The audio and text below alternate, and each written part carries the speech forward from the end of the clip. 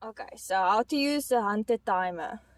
To switch it on, press the middle button, then the screen will switch on. That's the time that it's currently on.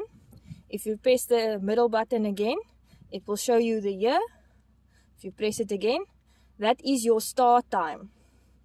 So to set your start time, you'll press up or down.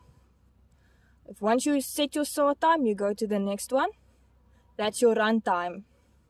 To set your run time, again, you'll press up or down.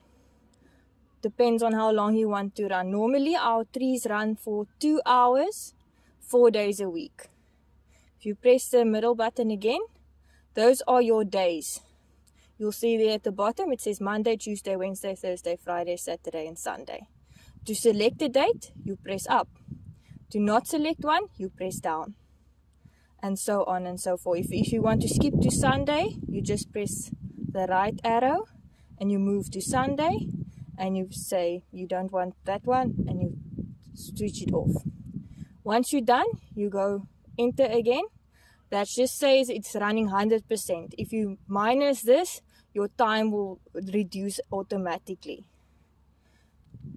Alright, if you leave it on off, your timer is off. It will not switch on the normal program. It will stay off. So you always have to click one more time to go back to the date for your timer to automatically run. Okay, so now you know how to set your Hunter timer. To start it, just to run a once-off program, you press that button in for 5 seconds. It will show you the run time. It will start counting and it will switch on.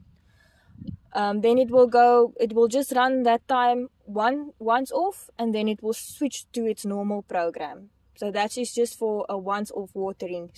For instance, yesterday there was no water, so then you want to run it today, you'll just press that button. It will run for that certain time and then will continue on its normal program.